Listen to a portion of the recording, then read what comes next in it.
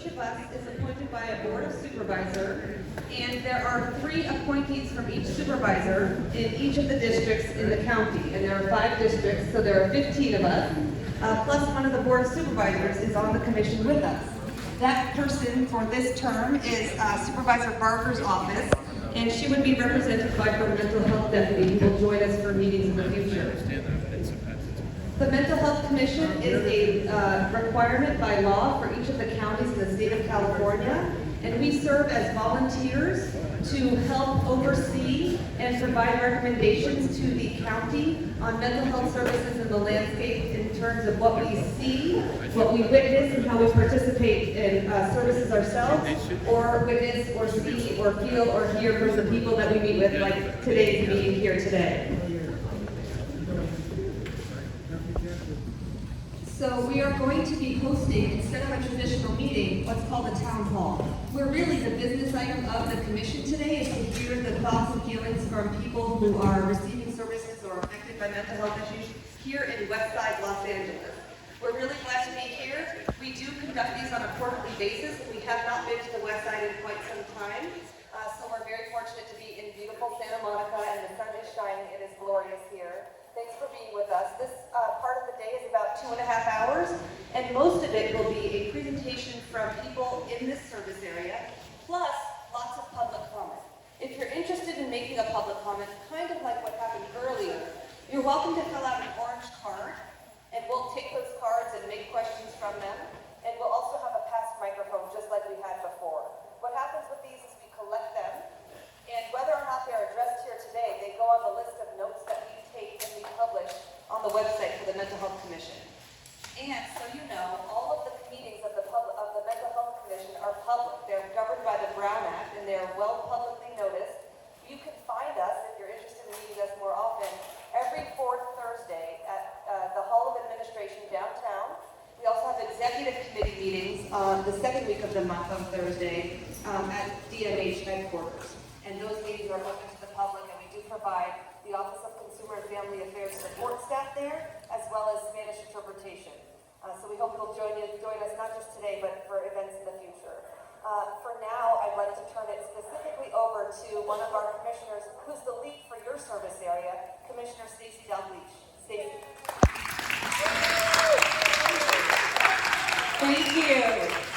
It's so nice to see all of you here today. So many of you I know and work with on a regular basis, and I know your commitments and your commitment to what we're doing.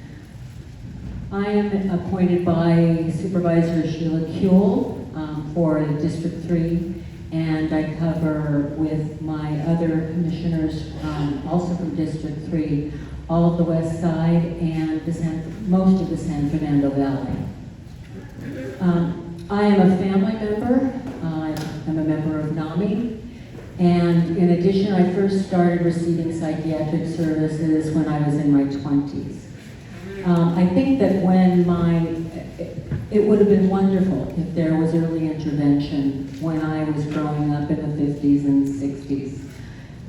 My parents saw it as I was a truant, I was lazy, my teachers saw it the same way.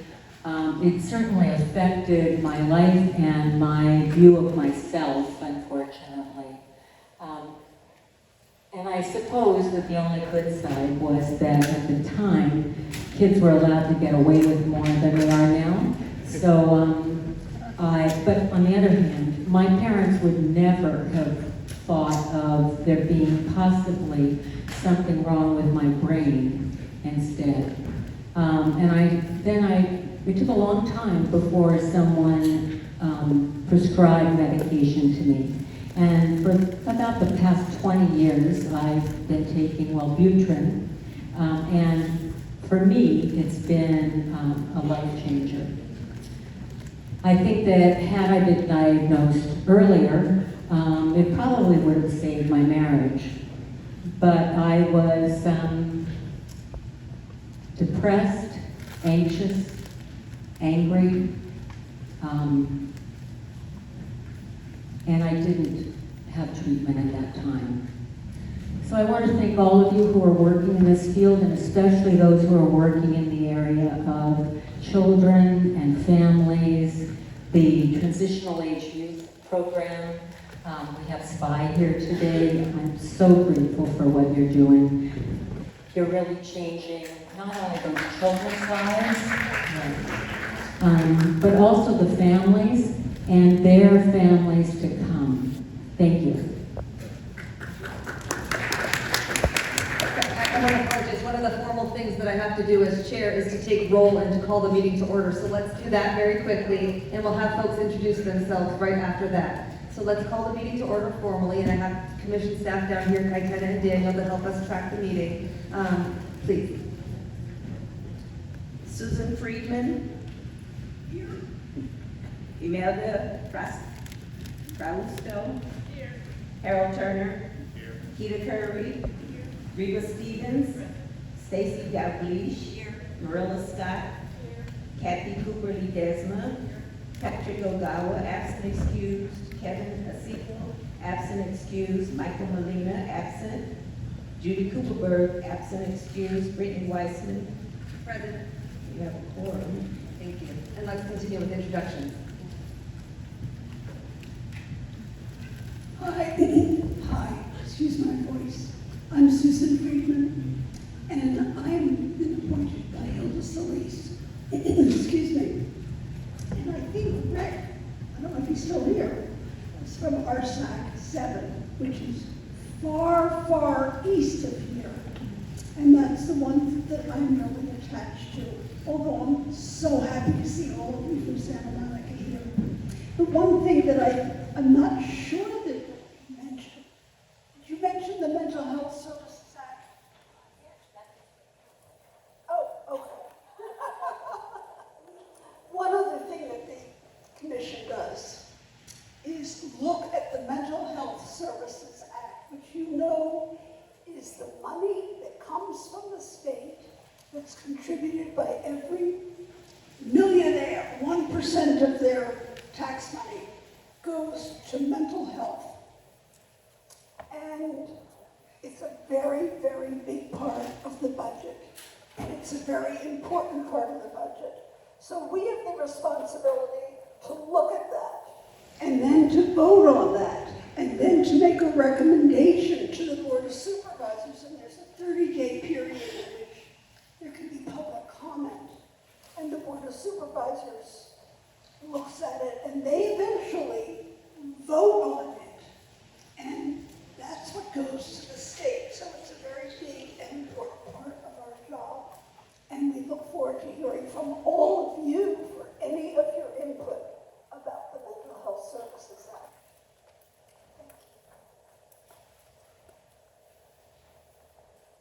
Good morning, everyone. I'm Harold Turner, and I was appointed to the Mental Health Commission by Margaret Thomas, supervisor in Resort District Number 2. And I'm also a NAMI member, and with NAMI for about 10 years. I'm the program director for NAMI Urban Los Angeles. Serve the metropolitan South Los Angeles area. And I'm also on the board of directors of NAMI California, our state organization. And really, it's a great opportunity to be involved with the commission, try to make some differences in mental health services and the way they're delivered. We have a system that's pretty fragmented, pretty broken in a lot of places, and I think Dr. Sharon kind of highlighted that in his talk this morning. But I think we all have responsibility to try and close those gaps and to make sure that the system functions well for everyone who's involved with it, and always with an eye toward equity to make sure that those who need it most get the services they need. I guess it's still morning. Good morning. I'm Keita Curry, and I'm supported by Supervisor Mark Ridley Thomas as well from District 2. I'm also the CEO of Deep Mental Health Services, and we have 10 centers, and I'm counting it up, and 5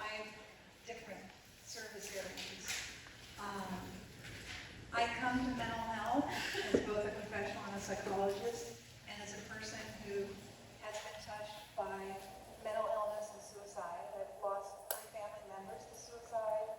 I myself am one of the lucky people that survived suicidal depression. And it's interesting, Stacy, when you mentioned that it took a long time to take meds. We take the same one. I think we have the same personality.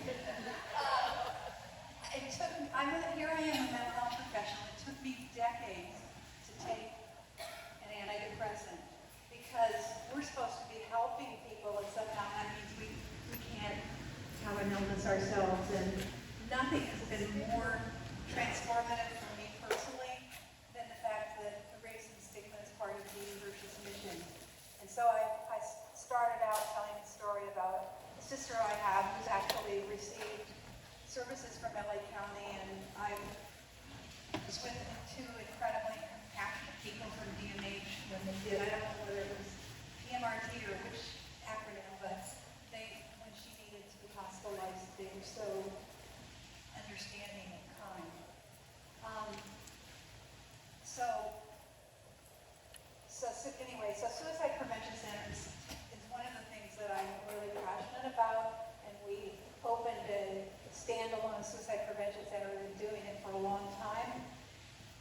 And unfortunately, often for people with mental illness, whether they're veterans or kids or adults, suicide sometimes becomes the only solution they can know of to end their pain. And so we've really made a mission of taking suicide out of the shadows. And I'm just going to tell you one story. When we opened our building, this big sign,